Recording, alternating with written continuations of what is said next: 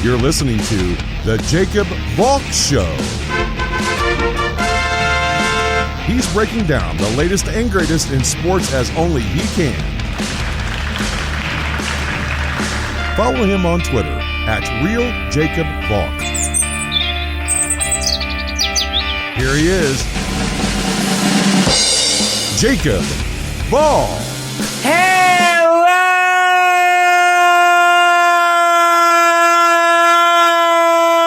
sports fans! Hey, that was a good one. I like that. Welcome to another edition of the Jacob Valk Show. I am Jacob Valk, and you will get the trifecta today, the first show that I've done all three, but I gotta start with a Brooklyn Nets story. Now, just indulge me for a little bit, please. It's been a long time since I've been able to talk about the Nets in a positive light. The last time they were in the news was when Kevin Durant and 3 other players got the coronavirus. The one positive thing I'll say about that is that Rudy Gobert, Donovan Mitchell, and Christian Wood have all recovered from it. I think Marcus Smart has too. So there is hope that they'll get through this. God only knows how it's going to affect them going forward. I doubt it'll affect them too much. But it's certainly a tricky situation. But just indulge me for a little bit while I talk about the Nets. Brian Windhorst, on his Hoop Collective podcast with former Nets assistant GM Bobby Marks, very smart guy, and Kevin Pelton, had said that the Nets are angling for a third star this offseason, and they are looking for a big name head coach. And he brought up a bunch of the guys I had brought up before, along with Tom Thibodeau. Let me start with the coach, and then I'll go to the player, because they're going to hire a new head coach before they make any big trades. I had said that before, that they needed a big name head coach. The worst thing they could do would be to hire a no-name assistant coach. David Blatt was a no-name before he got to the Cavs, and he crashed and burned. The Nets need to hit the ground running when Durant and Kyrie come back. It's just that simple. They don't have the luxury of a slow start.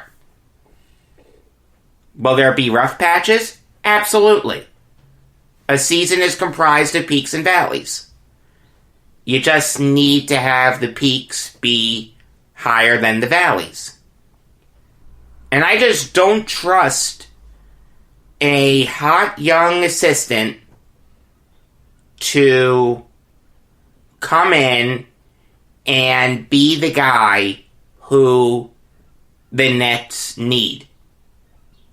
I just don't see that ending well. So I am in full agreement that they're gonna hire a big name head coach. Who that big name is, I have no idea. You want to tell me it's a Van Gundy? You want to tell me it's a Mark Jackson, a Ty Lue, a Tom Thibodeau, a Greg Popovich? I'd be fine with any one of them. Except Ty Lue. I had said before why I don't think Ty Lue can work with the Nets. I don't think him and Kyrie got along. That's a little bit of revisionist history there. If Kyrie and Ty Lue really got along, he never would have been traded to Boston. So, no. Do not buy that. I don't want Ty Lue. I like Ty Lue, but no. There's no way that ends well. Tom Thibodeau is kind of interesting. I didn't talk about Thibodeau because I thought he was earmarked for the Knicks job. And gun to my head, I still think he's taking the Knicks job. He has history there. I think he fits that roster a lot better than the Nets roster.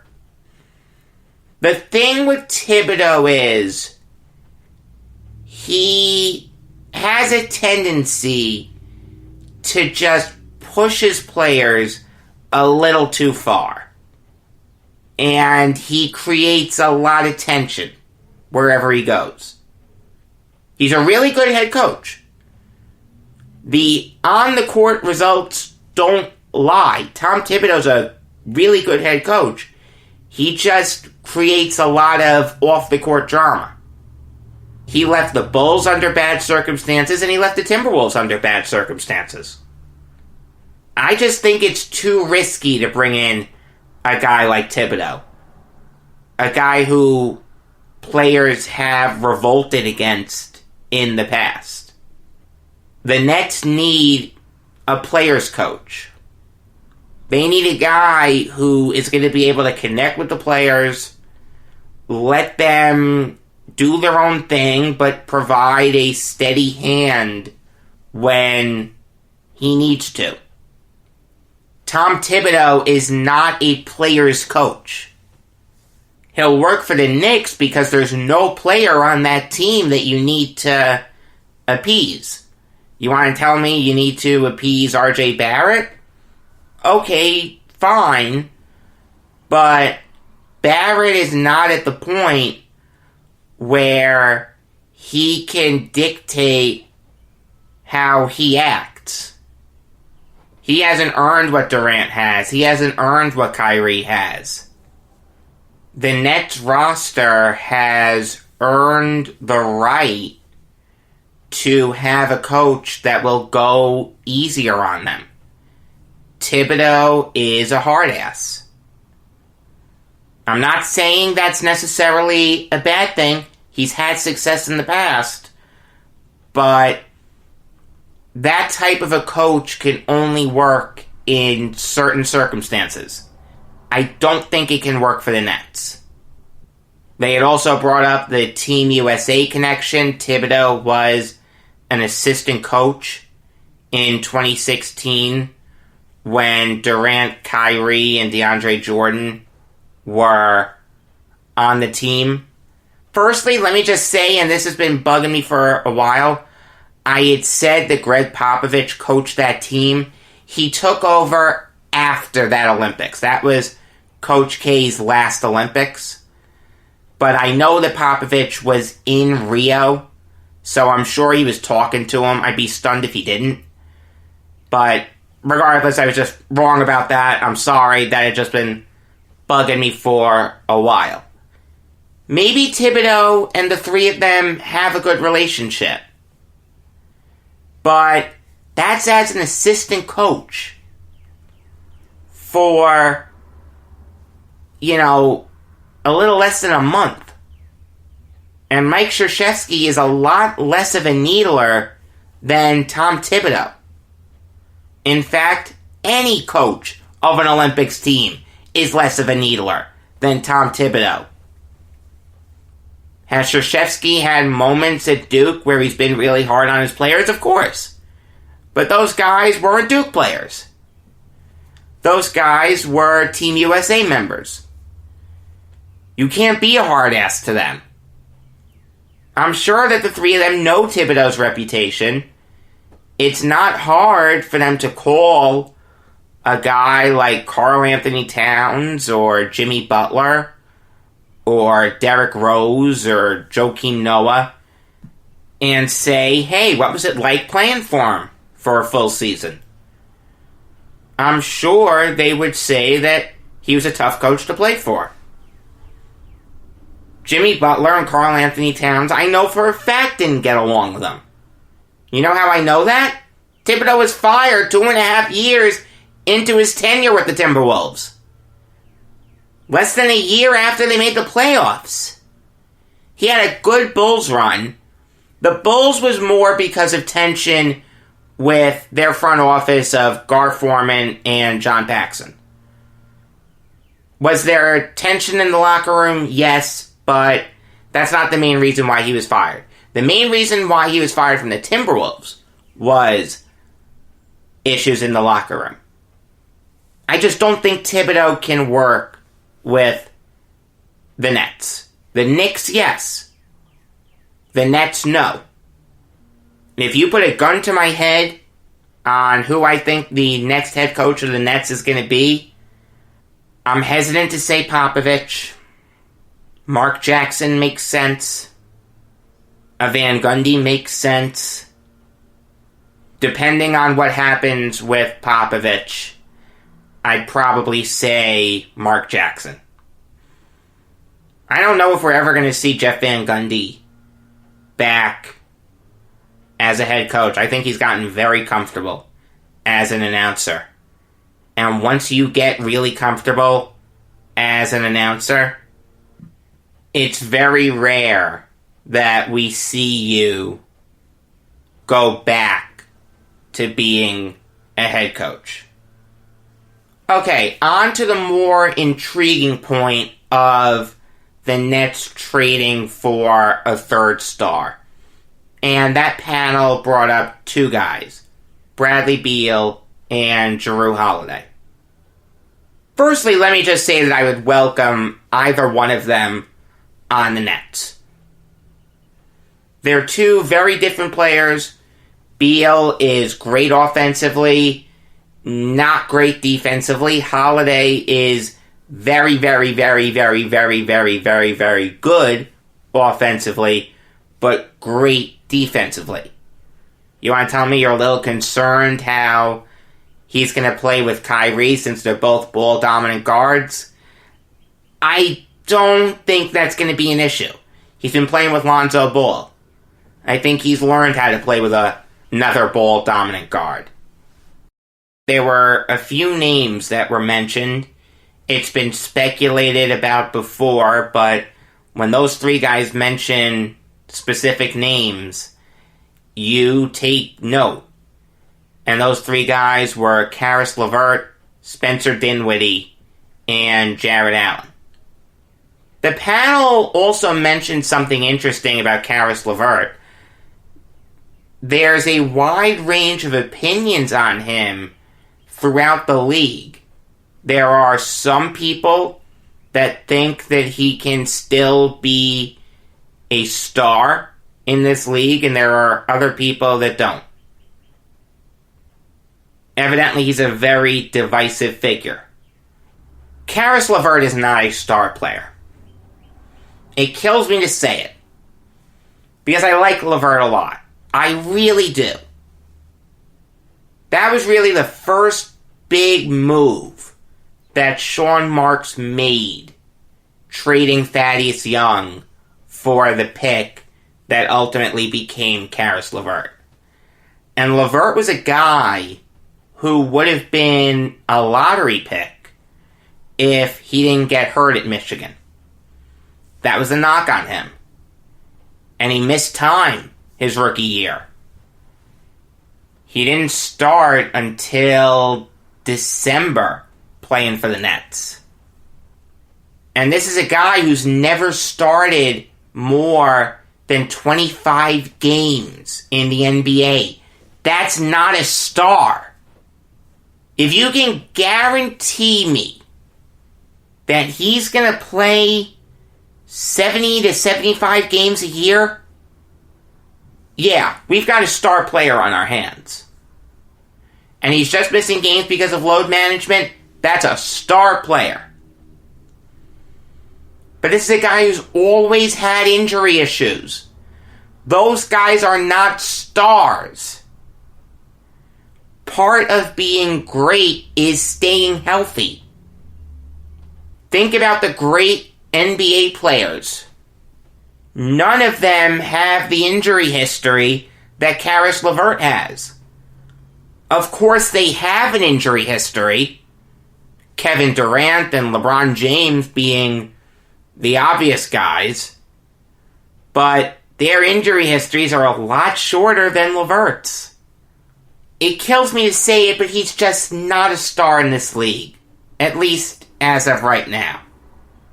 So the question then becomes, would you trade any combination of those three guys for an established star? And the answer is yes. Dinwiddie I'd want to hold on to, but this is a guy who can start for a lot of teams.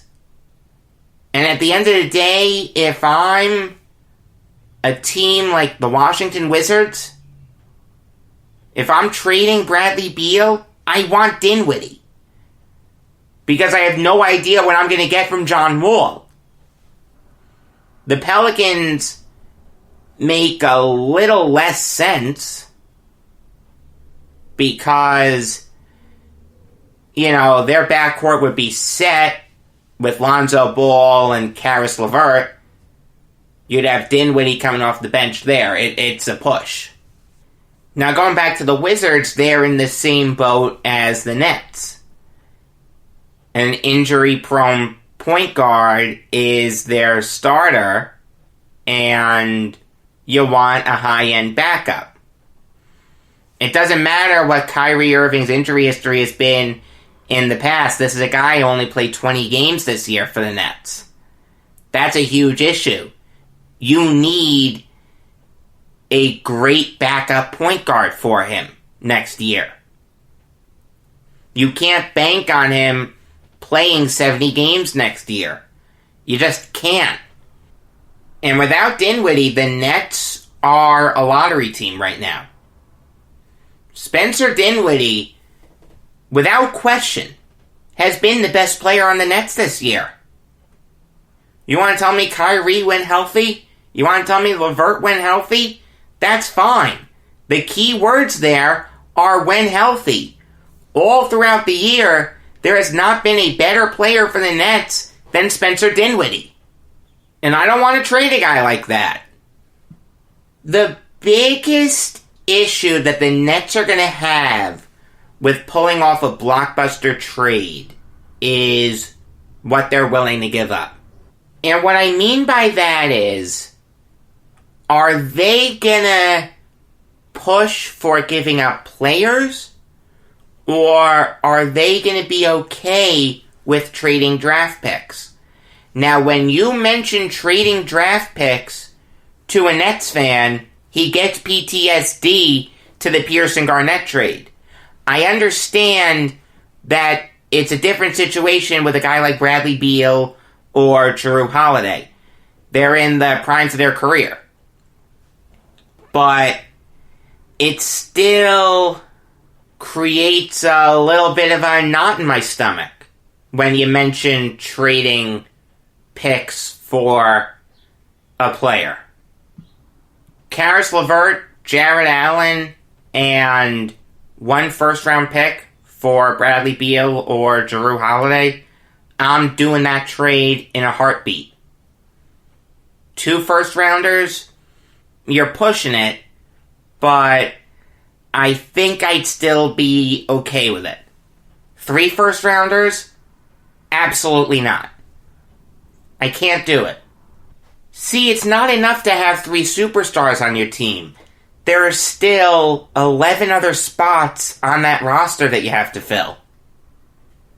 And once you make that investment in a player and give up draft picks, you're left with free agency to fill those holes. And realize something.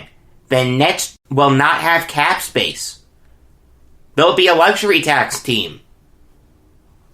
So they're going to need their stars to convince veteran free agents to come off the bench for the minimum. Now, that's been done before. It's certainly possible that it can be done, but to fill a bunch of roster holes that way, I'd rather use the draft. What's the roster for the Nets going to be, assuming they trade for a Beal or a Holiday? Kyrie, Beal or Holiday, Joe Harris, Durant, and Jordan, and the bench is Spencer Dinwiddie, no backup wing, Taurean Prince, and maybe Nick Claxton. You want to tell me guys like Zanin Musa and Rodion Kurucs can be counted on to play meaningful minutes? No, that ship has sailed. They had really bad sophomore years. Neither one of them took the jump that the Nets wanted them to. Even Claxton's a tough guy to bet on. I like Claxton. He has potential. But do you really want to count on him to be the primary backup center for that team next year? That's a tough ask. I'd be okay with it, but I wouldn't be in love with it. Look, all I know is it's going to be a very interesting offseason next year. It's going to be very interesting to see who the coach for this team is going forward. It's going to be very interesting to see what their roster looks like going forward. The only thing that I'm confident saying about the Nets is that Jared Allen will be traded. He was benched before the season went on pause, and I think you can get a pretty good haul for him. I really don't have too much of a problem with Nick Claxton coming off the bench next year. It's not my A1 scenario, but I don't mind it. I'd give it a B. Alright, I'm going to start the trifecta with numbers 9 through 12 on my 2020 NFL Draft Big Board. They are CeeDee Lamb, Mekhi Becton, Jedrick Wills Jr., and Javon Kinlaw. If it wasn't for Jerry Jeudy, Lamb would be by far and away the best wide receiver in this draft. In fact, there are some people that have even put CeeDee Lamb ahead of Jerry Jeudy on their big board. I wouldn't go that far, but it's very rare that you get two great wide receiver prospects in the same draft. If you're a team in need of a wide receiver, a great one, and you miss on Jerry Jeudy, all you have to do is take CeeDee Lamb. That's a damn good consolation prize. It's like the Sabres when they missed out on Connor McDavid. They took Jack Eichel. It's a pretty good consolation prize. Lamb's production at Oklahoma was off the charts. He's a really durable player, no injury concerns at all. Really good height-weight speed combination. And he has great separation skills, ball skills, and big playability. I don't know what more you want from a wide receiver. CeeDee Lamb is going to be a great player in this league. It's just that simple. Mekhi Becton, I had talked about a little bit yesterday. Super athletic offensive lineman. He reminds me of a rich man's George Fant in that case. He's got to get better at pass blocking. But you know what? That's something that can be worked on, and that's really the only issue that he has. If you spend as much time as possible with him working on it, you've got a great player on your hands. The thing with the coronavirus, and this is by far and away one of the least concerns we should have, but the thing about the coronavirus is it's really going to affect how these draft picks are coached. It's very rare that you can get a plug-and-play guy. A lot of them need seasoning. Even a guy like Becton, I'm just at 10 on my big board, and I'm saying that this guy needs work. You're going to have very limited time to work with him on it. Now, you want to tell me that the coach can call him up and say, hey, you've got to work on pass blocking, here are some drills you could do? Yeah, you could do that, but how are you going to really work on pass blocking effectively while following social distancing protocols? And it's not just Becton, it's every player in this draft that isn't a plug-and-play guy that has an issue to work on. And you know what? That extends to a guy like Wills, too.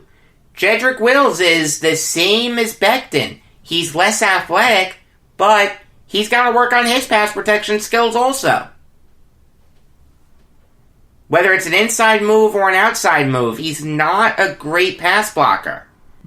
He's an excellent run blocker, has great size, reminds me a lot of Brian Balaga, but Wills has that issue too, and he's going to suffer from not being able to train as well as he could if the coronavirus didn't exist. I understand that it is a negligible concern when you're talking about the grand scheme of things, but it's the truth. Javon Kinlaw seems to be flying under the radar a bit, and it's really a shame because this guy is a great prospect. He's just not getting as much buzz as I think he could. We all know that he's going to be a top 15 pick, but he just doesn't get talked about a lot. I think he should.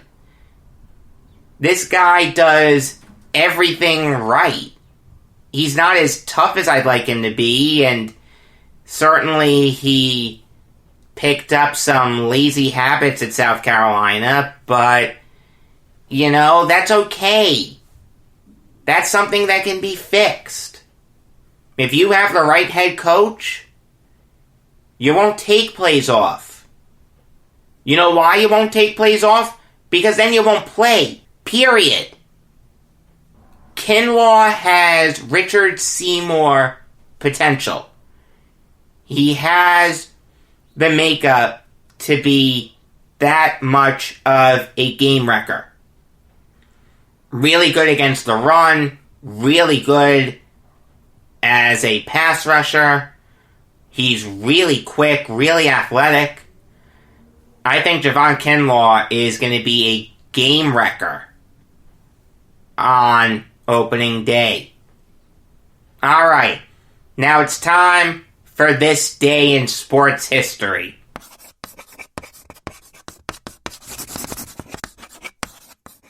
If you really know your historic sports birthdays, you'll know that today is Gordie Howe's birthday. And I thought about talking about him, but I feel like all the meat has been picked off that bone. What more can I say about Gordie Howe that you don't already know? He's the second best player in NHL history. He's a nice guy. I met him. I just don't think there's anything I can add to talking about Gordie Howe. Instead, I want to talk about a guy who died on this day in 2003, and that is a Pro Football and College Football Hall of Famer, George Conner. Conner is one of the most important figures in NFL history, but he never gets talked about. He revolutionized the game. Before I get into his NFL career, though, I do want to talk about his college football career. He started at Holy Cross and was second-team All-America in 1943. But his country came calling, and he served in the Navy for 2 years during World War II. This is despite the fact that he nearly died as an infant. He weighed only 3 pounds at birth. Usually, those kids don't make it. Connor did. Speaks to his toughness. In 1946, he was drafted by the Giants, but he never played for them. He went to Notre Dame to be closer to his sick father and was an All-American offensive tackle. He won the first ever Outland Trophy for Best College Interior Lineman in 1946 and won 2 national titles at Notre Dame. I think he made the right decision. Because he didn't sign right away, the Giants lost his rights. He became a free agent.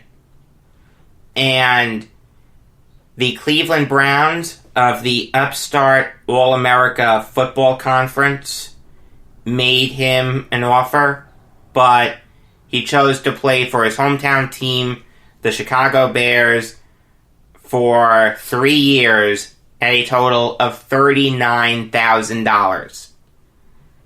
That was a really high amount back then for an offensive lineman.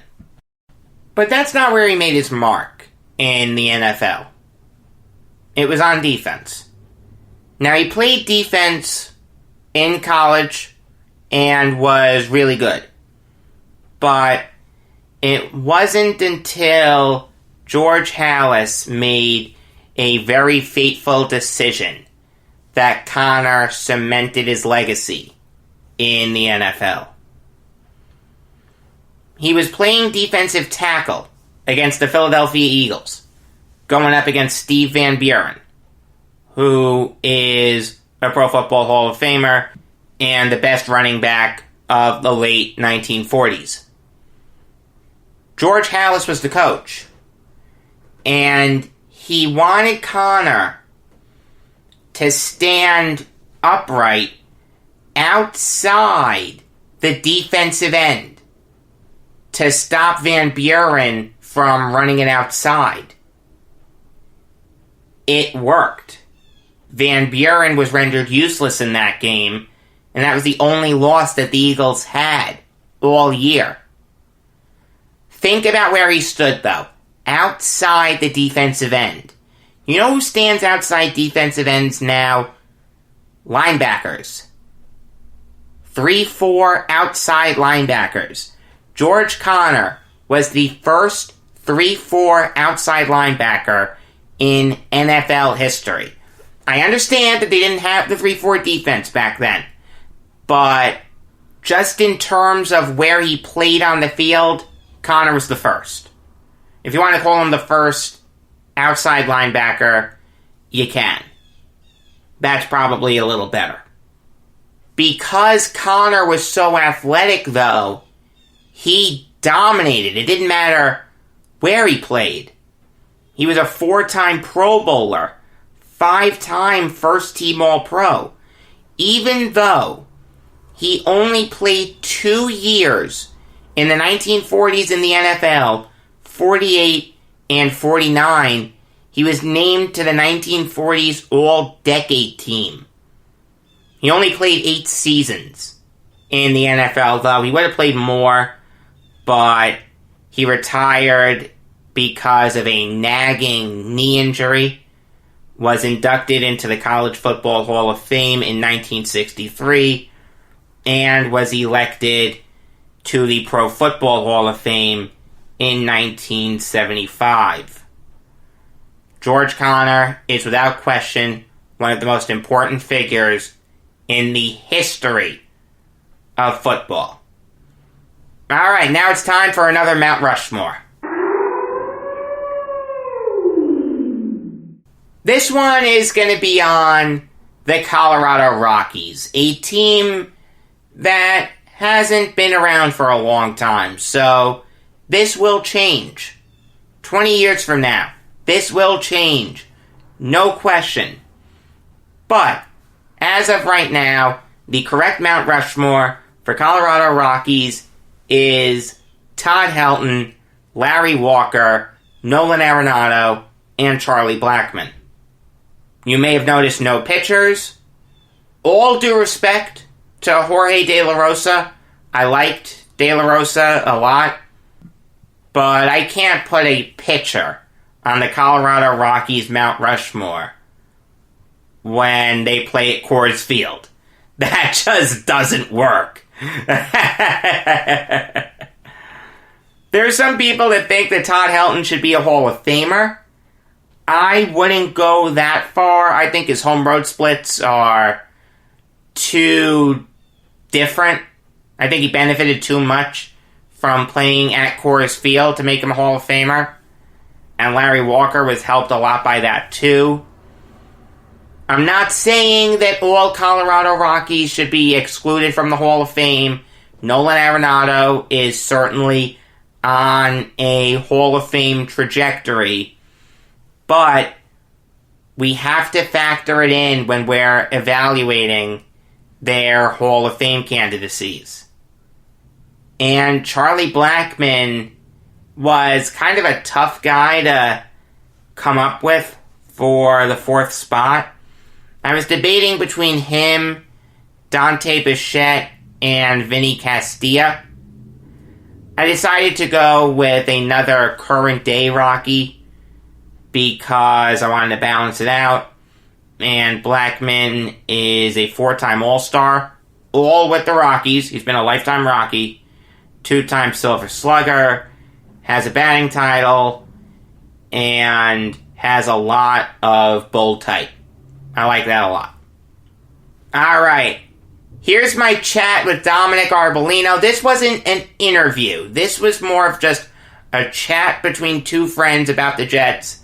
Very intelligent. I did not think it would go the way that it went. It didn't get as heated as I thought it would. But I thought Dominick did a great job. I think I did a great job.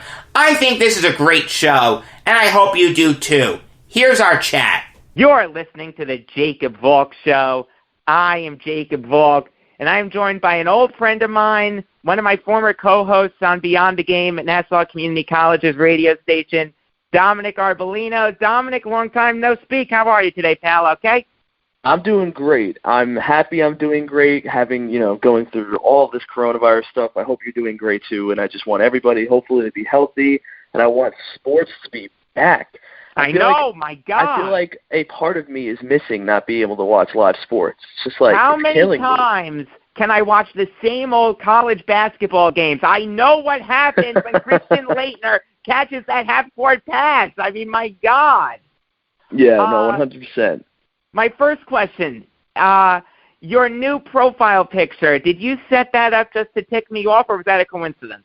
Honestly, no, that wasn't. I thought about it, and I was like, oh, actually, that maybe wasn't a good idea, the fact that I'm getting interviewed by Jacob today. But, no, that was way back when, during the season. That was actually one of my Halloween costumes at school. So that's why I went with that, just because it was a little quick something to do because I had nothing planned. But going back to that, if you don't follow me on Twitter, it's at darbs5258, and you can see my profile picture of what it is right now. It's a paper bag over myself that says Fire Gase and the Jets record at the time. And pretty much, I mean, to be straightforward, I'm not a fan of Adam Gase. I don't really like the guy. I don't think he is a good NFL coach, but at this point in the offseason, I'm not rooting for him to do bad. I want the Jets to do well. I'm not wishing for his head. We're going to see what happens throughout the season. The Jets made, some additions throughout the free agency that we'll get to. So I'm just really looking forward to the season now just because there's been a lot of changes throughout the whole entire NFL, not just with the Jets roster. So I'm really excited to see what's going, if it even starts on time, which we're not even sure of as of right now. Oh, hopefully everything will be calmed down by that. It's possible. I know. It's possible. All right, let me ask you this.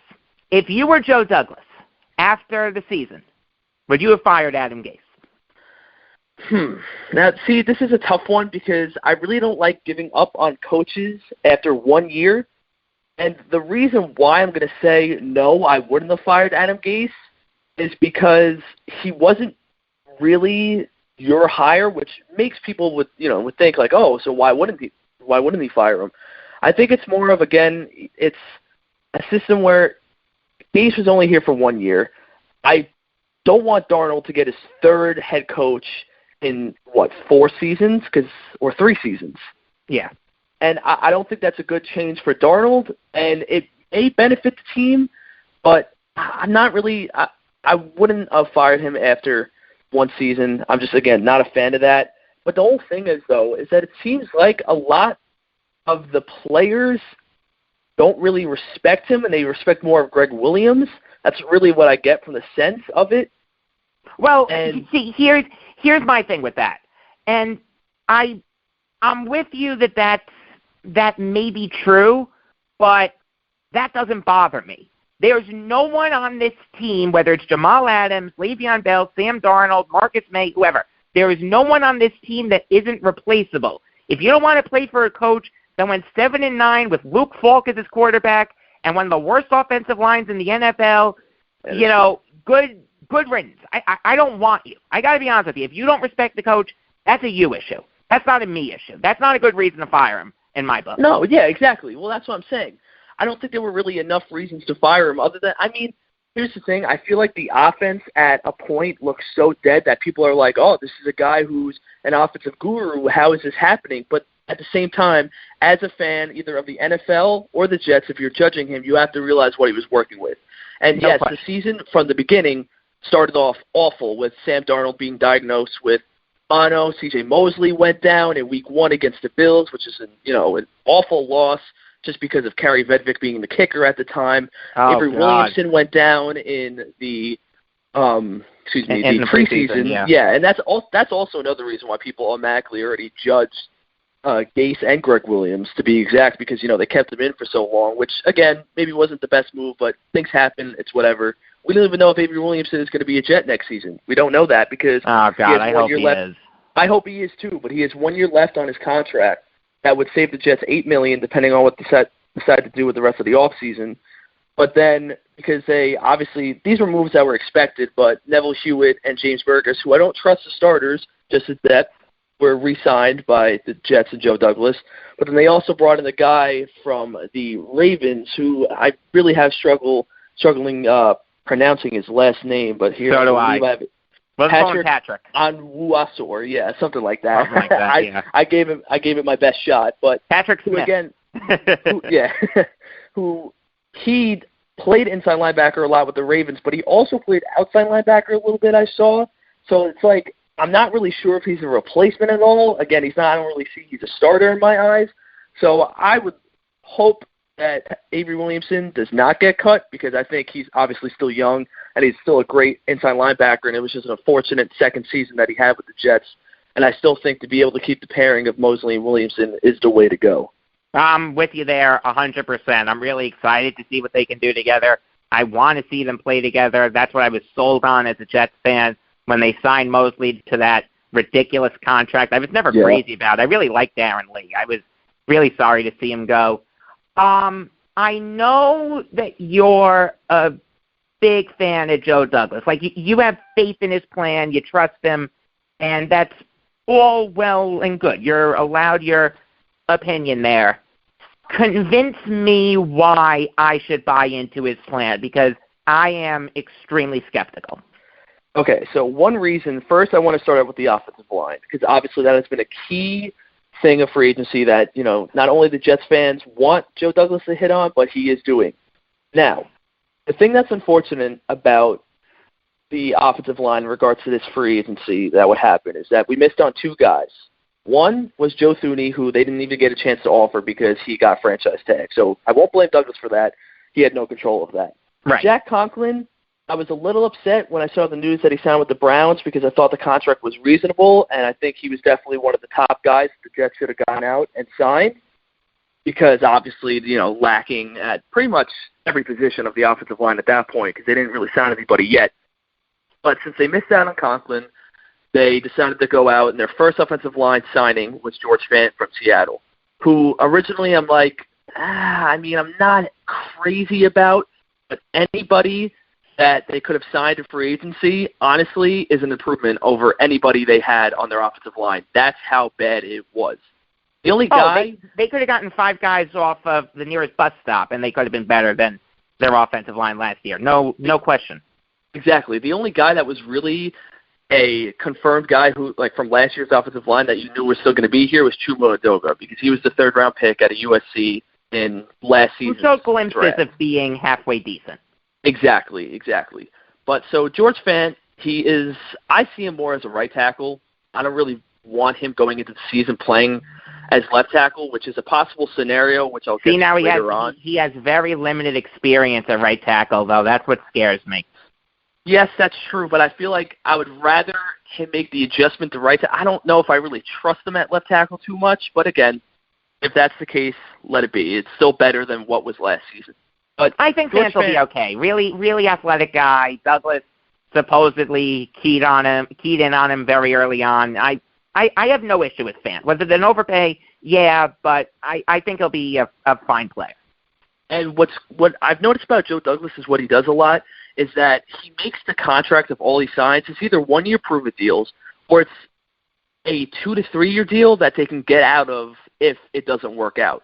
Because the Jets can cut George Fant after the season with $2 million dead cap, which is not bad at all.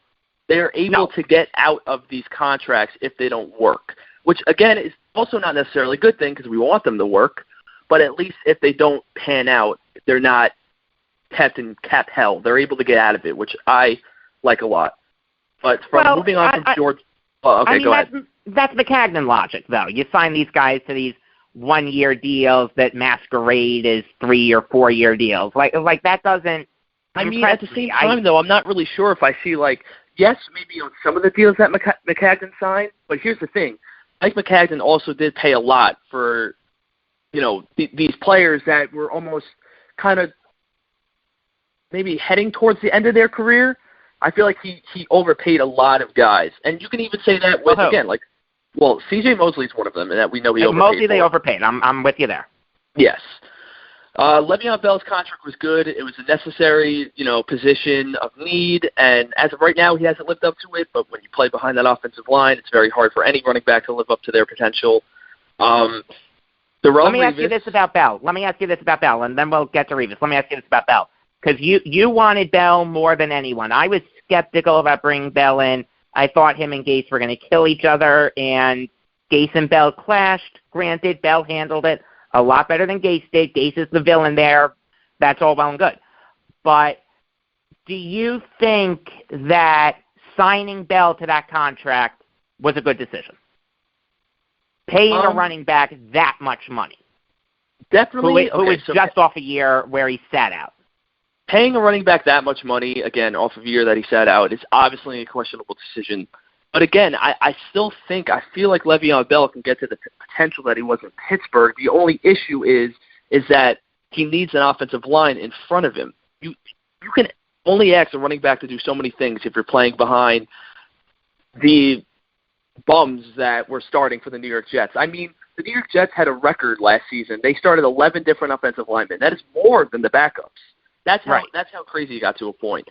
I personally still am a fan of the signing. I understand they overpaid a little bit, but the thing is that the Jets really needed a dynamic running back who can change, the way the offense works, where you can rely on, once you get that run game going, you finally, are able to open up the field more in regards to the passing game and everything that ever goes around that. But they could have went different routes. I'm still okay with it for now because I feel like, again, if it doesn't really get done this season, I feel like Le'Veon Bell's future with the Jets is in doubt.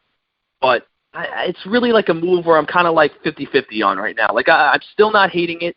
I kind of want to see what's going to happen this season, the fact that they've been rebuilding their offensive line and, kind of just go from there. Okay, I think I agree with that. Revis, you brought up that being an overpay, and yeah, it was, but you got to remember, that was more Woody Johnson than that was Mike Maccagnan. Woody wanted Revis back. He said that at the end of the season press conference. Him and Revis get along very well, and I think every Jets fan in the world wanted Revis back when you saw guys like Marcus Williams and Darren Wall starting at cornerback the year before. I don't think it's fair to blame Maccagnan for Revis. Okay, that's fine. But then you also have the contracts of even Antonio Cromartie during that time, which, again, was great to see that reunion. I wanted that to happen. Maccagnan, filled the holes of what the fans wanted that year. But the thing is that long-term, that does not plan out, right. Excuse me. And then Buster Screen on top of it, who had, again, really 1 or 2 good years, and that's when kind of Darrell and Crow played well. But then after that, it kind of fell off from there. Right. And then I believe there's one more guy. Even a guy like James Carpenter, too. Carpenter, again, right. He had like 1 or 2 good years, and that was pretty much it for that free agent class. And then that was that, which were guys, we thought were going to last for a little longer, even though they, again, were up in age. Here's my biggest thing with Joe Douglas, and I'm not sure if you listened to past episodes of the podcast. I hope you have. It's the best podcast there is. This is my biggest issue with Douglas. There's a huge window here for the Jets to win the division. The biggest window they've had since Tom Brady was still at Michigan. Yeah. What did the Jets do? They signed these, I can't call them scrubs, these average players to above average players. No great players, just above average players to these marginal contracts. They're not seizing the moment that was presented to them. They let Robbie Anderson walk. They choose to, build around the draft and these one-year prove-it deals. I do not think this was the right way to go about this year. There was a plan. It was executed, but I don't think this was the right plan. What's your response to that? So first I want to bring up Robbie Anderson because that was one that definitely hit hard for a lot of Jets fans, including myself. I mean, this is a guy who he went undrafted. The Jets gave him a shot, and he really thrived with it. The only thing is that really from the beginning of free agency, once it was rumored around what Robbie Anderson wanted, which he did not get, but still he was seeking $13 to $15 million, which he definitely was not going to get. But obviously, if you're a wide receiver hitting the open market, of course you're going to make your demands a little high and see what you can get. It's a smart, strategic move by Robbie Anderson, for his pocket, let's say. But yeah, I don't begrudge a player for trying to get as much money as he can. These players have a limited shelf life. I'm with you there. Exactly. But the thing is that I actually, going back to when I used to have my college show, before all this stuff happened, I actually said, a team to look out for in regards to Robbie Anderson is the Carolina Panthers, simply because of Matt Rule and the connection there that he coached them at Temple. So I really had a feeling that this was going to be coming. Robbie Anderson is a guy who is just a true number 2 wide receiver. He never got to that number 1 ability, nor did I expect him to. I don't think he's ever going to be a number 1. He's always going to be a number 2, and I think he fits that role perfectly when he's put in a good situation. I think Carolina is a good situation for him. I think he is going to do really well there. The issue with, though, is that I'm upset about is not only that I love Robbie Anderson as a wide receiver, but that left a huge hole. It's like you're improving the offensive line, and you did that with what the free agency had to offer. Because you have to look at it with the offensive line that there really wasn't that many options other than the top guys. And then again, those top 2 guys that I mentioned before, one was franchise tag, one signed with the Browns. You missed on that, but you did get the guys that you needed to. The other guy that maybe I was, upset about them not getting was Glasgow when he signed with the Broncos. That was a guy that I thought was a really good versatile offensive lineman who could play center or guard for them. But either way, they missed out on that one too. So they, again, like you said, they brought in like average to above average offensive linemen. Like, they're not great, but they definitely are a huge improvement. They're decent. But then, okay, so you upgrade the offensive line, back to what I was getting to, and then look at the weapons Sam Darnold has now. They are completely, gone. I mean, Le'Veon Bell, we're hoping can obviously, like we just said, get to, Pittsburgh for him. But other than that, running back, they don't have anybody. Bilal Powell's still a free agent. He's towards the end of his career. He would only be re-signed just because he's been a long-time Jet and he's a fan favorite. That's pretty much it. I don't think they're bringing him back. No, I doubt it. I doubt it. He's at the point where he doesn't deserve the Jets' money anymore. If he wants to play, he's going to have to play elsewhere. Right. Ty Montgomery is a guy who was on a one-year deal who didn't get used by Adam Gase at all, so he definitely has no interest in returning unless the Jets maybe actually make an offer to him, which I doubt they would, because he was non-existent throughout the whole entire season. I think the Jets are going to roll into the 2020 season with Bell, a day 2 running back, maybe a day 3 running back, and a guy like Kenneth Dixon or some Schmagegi as their third-string running back. I wouldn't hate that. I'll tell you that right now. Yeah, no, neither would I. But then the tight ends are pretty much set because you have a duo of Chris Herndon and Ryan Griffin, which Ryan Griffin, during his time last season before he got injured. Came out of nowhere. Yeah, exactly. He played great. Chris Herndon is a guy who's still the potential, I think, is there, but again, I agree.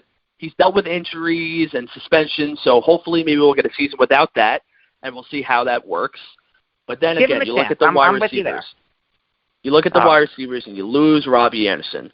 So it's like, all right, this is not good. This is not good. And then you see Devin Funchess go to Green Bay. Not that I was interested in him, but pretty much once that Robbie Anderson deal happened, it was like, all right, the wide receiver market started flowing. And then I would believe, 3 to 4 hours after Robbie Anderson left, you get a notification that the Jets signed Brashad Perriman, which I want to go at. And obviously, Brashad Perriman, pretty much with his time at Baltimore, was not successful. We all know that. He was a first-round pick, and it didn't work out. Major bust. Major bust. But then he signed with Tampa Bay, and it's almost like, Brashad Perriman, this is the guy that we thought was going to come out of college. This is how he was playing. Now, obviously, the first half of the season it didn't go so well, but over the final 5 games of last season with his tenure in Tampa Bay, he had 25 catches for 506 yards and 5 touchdowns. And him and Winston had really good chemistry. And that was due to Mike Evans and Chris Godwin going down with injury, but he still played a major role in that offense when that happened. And I even know that for a fact because he actually helped me win my fantasy football championship this year because I added him. Congratulations. Great. Thank you. I had to plug that in there a little bit. But I'm in a keeper league. I took a team that was the worst team in the league the year before and took it to the playoffs. I didn't win the playoffs, but I made the playoffs. I'll take it. That is a step up. Now you just got to get farther than that, win that chip. Exactly. Well, Baker Mayfield needs to step up for me. The day of the draft, I pulled off a blockbuster trade for Baker Mayfield. And I'm banking on Mayfield being what the Browns hoped he would have been when they took him. I think he'll be really good this year. I really, really do. I mean, they're setting him up with some nice pieces. They rebuilt that offensive line a little bit. They added Austin Hooper. I mean, if I'm Baker Mayfield, I couldn't ask for much more. So, no question. Why didn't the Jets match or exceed the offer for Anderson and choose to overpay these marginal offensive linemen? That's the biggest issue for me. Yeah, so I was actually looking at a tweet from Connor Hughes, and pretty much he was explaining how the Robbie Anderson contract is essentially a 1-year, $12 million deal, guaranteed for him pretty much. So I don't know why the Jets, didn't want to, pay him that. I honestly don't understand. I think Joe Douglas had a price range for him. The price exceeded that from Carolina, and he simply just was not interested in re-signing him back at that price. Do I agree with that? Not so much. I think Robbie Anderson was a key part of this offense, no doubt. He was, Darnold relied on him a lot, and I think it was definitely not good to lose a guy like that. But I'm hoping that Brashad Perriman could thrive on this 1-year deal that he got from Joe Douglas. Again, it's another prove-it deal. You do well, we'll pay you maybe, to come back to this team next season or next offseason. So him and Anderson are actually similar players because they're both really speedy guys who are best used as deep threats. Exactly. That's why I'm saying that he still was able to get the job done in regards to replacing Anderson. But again, Anderson was a fan. It was a downgrade, though. That's definitely the thing. Was a downgrade. But this leads me to something that I really am still kind of conflicted on. But once Anderson left, I knew it in my mind that on day one of the NFL draft, I really want the Jets to draft Jerry Jeudy or CeeDee Lamb. See, now I don't.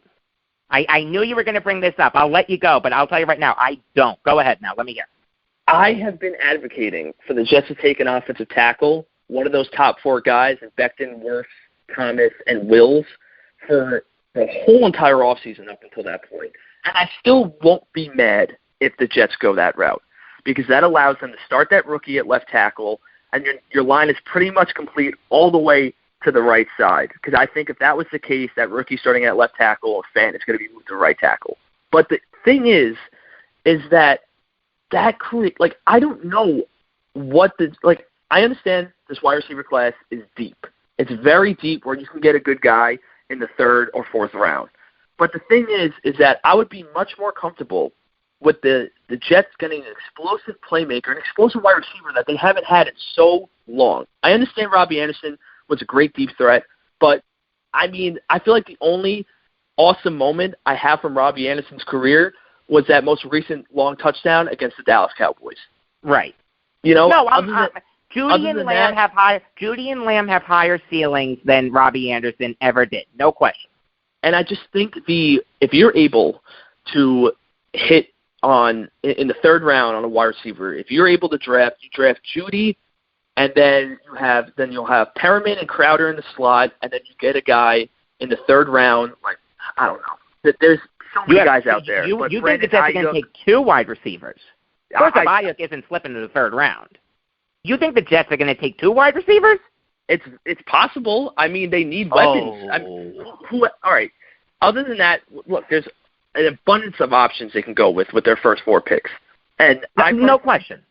I think that day one is either going to be offensive lineman and wide receiver. I don't really see Joe Douglas taking a wide receiver, but I want them to, because, again, the New York Jets have not had a strong number 1 wide receiver since I don't know how long. The only one I can argue, Holmes probably, or that's what I was going to say. Brandon Marshall. Yeah, I was going to say Brandon Marshall too, but at the same time, though, that was such a short time towards the end of his career as well.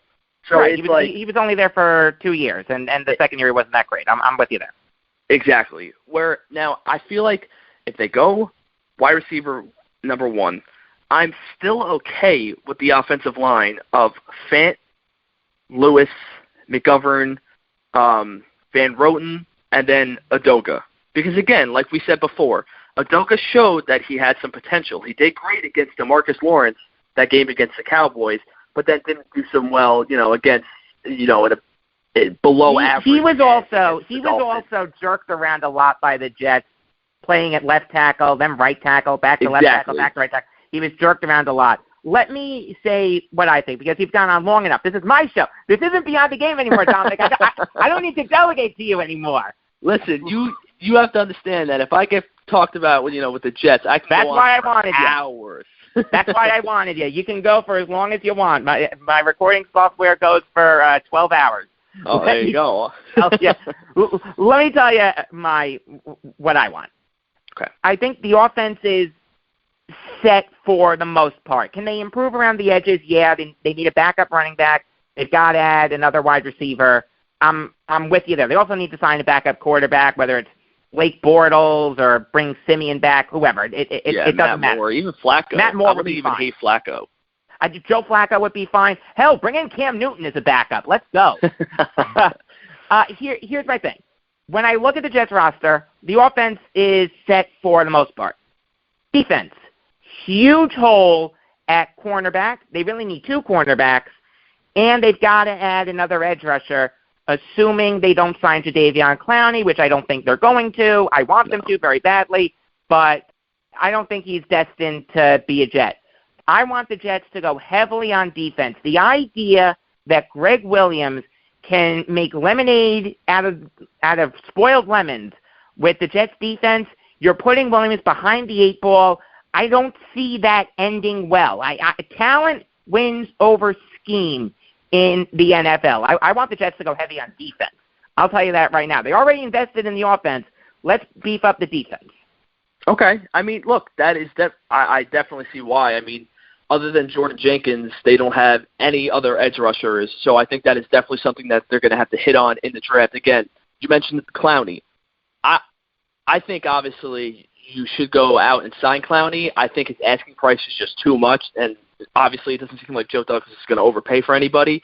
The fact that he would go $2 million over Anderson. But, by the way, how much cap space do the Jets have? Do you know? Because I've seen conflicting reports. Rich Zamini said that they don't have a lot. Over the cap said that they have over 30 mil. Spot Track said over 20 mil.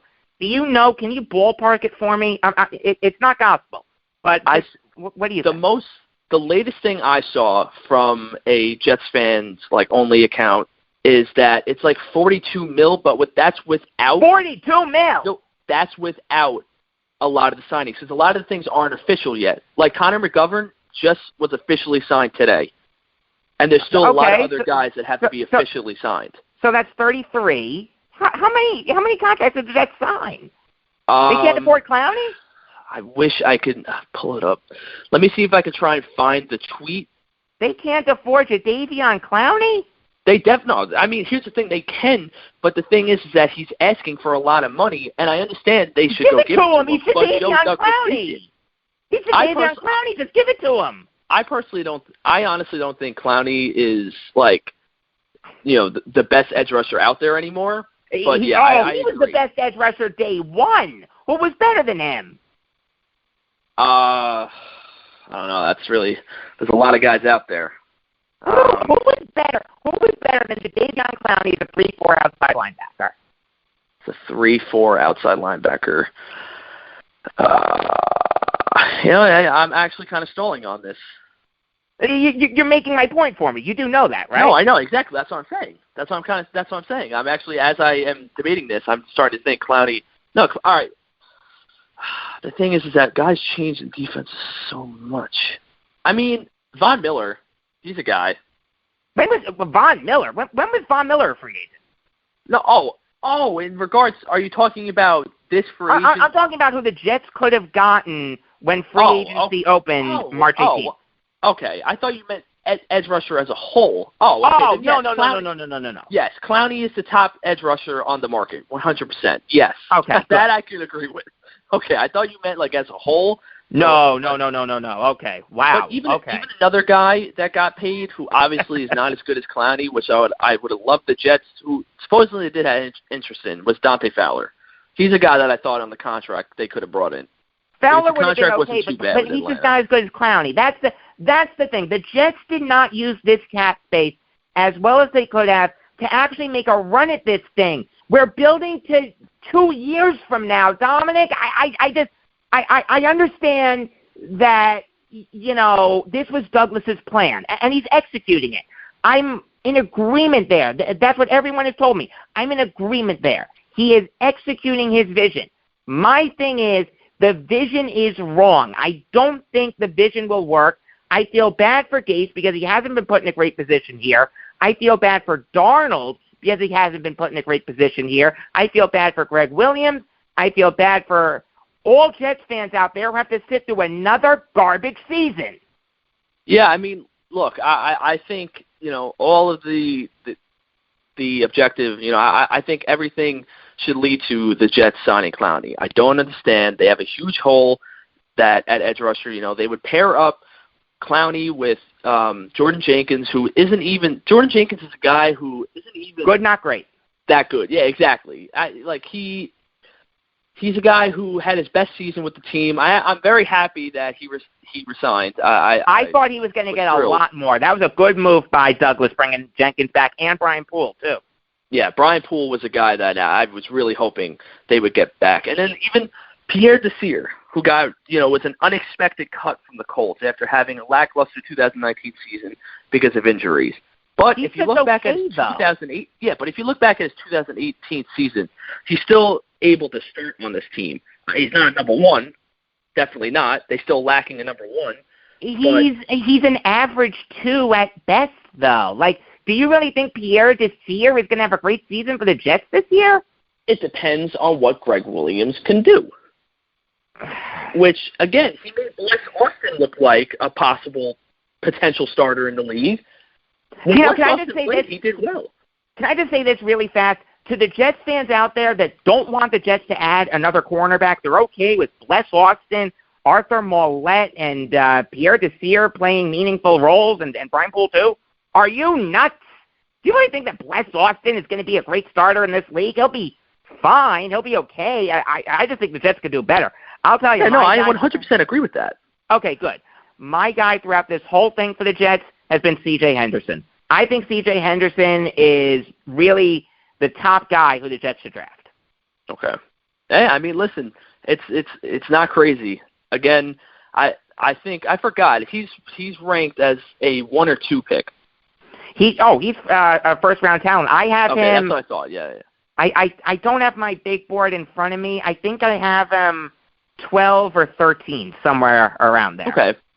Again, I feel like if they're going to be, I really think, as much as I want wide receiver in the first round, because I think there is a huge hole at having a number 1 wide receiver, because the wide receivers they have right now is Rashad Perriman, Jamison Crowder, who is dedicated to the slot. You have Quincy Enunwa, who is coming back from a season-ending neck injury, they're not even sure if he's going to be 100% by the time the preseason starts. And then you also have guys like Vincent Smith and Braxton Berrios. Vincent Smith, I enjoyed what I saw from him a little bit of last season, but it's not like a NFL starting wide receiver talent. No one's going to be mistaking him for Don Maynard anytime soon. And exactly. Berrios is a fine special teamer. He's nothing else. Exactly. But, again, I still feel like it's going to be offensive line. Unless, you know what I also have been curious as to what's going to happen with this is that there's still 2 veterans on the market. One free agent and one is a trade option. You have Trent Williams, who is obviously the trade option from Washington, who is definitely not going to be playing there. He's a guy that could be obviously fill that left tackle hole. He's 32, though, and has dealt with injury problems throughout his career. And supposedly there were reports that he was seeking, anywhere from 16 to 20 mil per year on a contract extension. I think that's a little crazy for a 32-year-old left tackle who, again, like I said, has dealt with injuries throughout his whole entire career. But that could be an option for the Jets to do if they have cap space available for it. Because then again, that completes your offensive line and allows you to look elsewhere during the draft, like we said, with wide receiver, quarterback, or edge. I'm 50-50 on Trent Williams. I really see it both ways. I think Williams will be fine wherever he plays next year. I just don't love the idea of giving up a day 2 pick for him. Exactly. Now, but here's the thing, though. I've been seeing a lot of, I would say the highest I would go is like a 4th for him. Okay. And I would be okay with it. He might demand a 3rd, but. Conditional 3rd? If it's desperate, like that you have nothing else to do, then yes. Okay. But what are your thoughts on the Jets bringing back Demaryius Thomas? I wouldn't mind the Jets bringing him back. Locker room leader, played well last year. I want the Jets to bring Thomas back. What do you think about that? I definitely would, depending on what he's demanding in regards to, the money per year, I think it's worth it. I mean, you look at him, and he was a guy that they, obviously traded for with New England, shockingly. Anyways. I know. But then he ultimately, took on this role of the locker room leader, which was great. I mean, the whole team was vowing him to have the seat for the rest of the season and actually got that done. It shows what he did in that locker room, and I think there's no reason for the Jets not to bring him back. I mean, again, the wide receiver group is lacking. That's a locker room that is in danger of imploding if they get off to another slow start. They need a guy like Thomas, a strong veteran presence. Eric would love that. Yeah. I mean, he always vouched on veteran presence. Should I have Eric on to talk Giants? I think you definitely should. Or Nick on to talk Chiefs. Oh, I mean, he's probably still living the dream right now after the Super Bowl win. How about Sam to talk Bengals? Oh, you never worked with Sam. Sam Eisenberg. Yeah, Sam Eisenberg, big Bengals fan who I work with a little bit. What he wants at number 1. I would hope it would be Burrow. Yeah. No, he wants Jake Fromm. Oh. Who was the other veteran who you wanted the Jets to sign? At left tackle would be Jason Peters. He has connected with Joe Douglas. He still is good. He's definitely on the decline of his career. I don't expect his contract to be too much. I feel like if anything, it would be a 1 or 2 year deal, and if it's a 1 year deal, it's going to be like fully guaranteed probably and stuff like that. I mean, it's a guy who has been a great left tackle throughout his career. Again, like I mentioned, he's up in age. He's obviously declining, but he's slowly declining. And I think, again, it's a veteran guy who could help not only in the locker room, but with the younger guys on this offensive line. I would have no problem with the Jets bringing in Peters at all. There are some people that are pushing Peters for the Hall of Fame when he retires. I don't know if I'd go that far, but I don't mind the idea of Peters on the Jets. Dominic, I'm still shocked that he's on the board still. Oh, me too. Me too. I was stunned that the Eagles got rid of him, to tell you the truth. Yeah. I'll get you out on this. Next year, and I know a million things can happen. We still have the draft to get through. Next year, this isn't gospel, but what do you think the record's going to be for the Jets? I'll tell you this. Even though Tom Brady is not on the Patriots anymore, I feel like the division got a lot tougher. It did. It really did. I think the Bills are the favorites to win the division, no doubt in my mind. I think they have such a complete team, and trading for Stephon Diggs was phenomenal. They actually gave up a first-round pick, unlike the Houston Texans, unlike the Cardinals with that horrible trade. Good for the Cardinals. On what planet is DeAndre Hopkins a worse wide receiver than Stephon Diggs? I know. It's crazy. Oh, my God. Bill O'Brien doesn't know what he's doing there. He's going to run Houston into the ground. And Deshaun Watson, who even knows his future on the team. I'm kidding. They should definitely keep him. But he's a good coach, bad GM. Exactly. But going back to my point, obviously I think the Bills improved a lot. The Dolphins even have had a great offseason. Getting Byron Jones. I commend the Dolphins for only tanking for 1 year and actually making a run at this thing. See, the Dolphins are seizing the moment that presented itself. The Jets didn't, and the Bills did too. That's what ticks me off. Every team in the AFC East, not counting the Patriots, got better except the Jets. That's just what ticks me off. Yeah, no, definitely. And the thing is that with the Dolphins too, they have the 3 first-round picks too. Everyone forgets about that. God. You think about, wow, they had such a great free agency so far that you forget about the 3 first-round picks that are going to go their way, which they're going to be able to get. They're literally going to add on day one. They're going to complete their team almost. I mean, obviously there's still some holes to fill, and you don't know with some young guys, but they're definitely going to add a quarterback, offensive tackle, and then probably an edge rusher, all in the first round, which is that's scary. Unreal. But yeah, so I think you look at the AFC East division, definitely has improved. So I don't know. I would say, can you ballpark 7-9 again? 7-9. You think they're just as good this year as they were last year? I just worry without. No, the offensive line is better. So I'll go 5-11 to tell you the truth. Okay. Their schedule is so much tougher this year than it was last year. I cannot say 7-9 again. The only reason why again is that it's just that if everyone is going to be healthy, thankfully. So you don't know that injuries happen all the time. Well, that's what I'm saying. In regards to if everyone was healthy going into the season, and I still think again the offensive line is going to allow Sam Darnold and Le'Veon Bell to do so much more. Well, it's just an average offensive line, though. It's not a great offensive line. This isn't the Cowboys' offensive line. No, of course not, but it's a 10 times better line than we dealt with last season. Yeah, but that's not a high bar to clear, though. Like, my dead grandmother could have put together a better offensive line, though. I guess. I see your point. If the Jets go 7-9 again, I'll tell you what, Adam Gase is getting my Coach of the Year vote. All right, Dominic, thank you for your time. Yeah, thank you. All right. That was Dominick Arbolino, one of my best friends, best Jet fan on earth, behind me, and only me. Thanks for listening. Here comes the outro. Thanks for the plug, Jacob from the past. It does mean a lot. Tomorrow, you're going to get an exclusive interview that I did with Wayne Stewart. If that name sounds familiar, it's because I had interviewed him earlier this month about his book, Wits, Flakes, and Clowns, The Colorful Characters of Baseball. This time around, I'm going to be talking about the 1960 Pittsburgh Pirates with him. It's going to be painful because I'm a Yankees fan and I still haven't forgiven Ralph Terry, but I'm going to push through it. Also, for all you Giants fans out there, I do have a chat lined up with a great Giants fan, an incredibly smart Giants fan, Eric Fischetti, another one of my former co-hosts on Beyond the Game. That is going to air on Thursday. I don't want you to think that I left your team out. I just wanted to talk Jets first.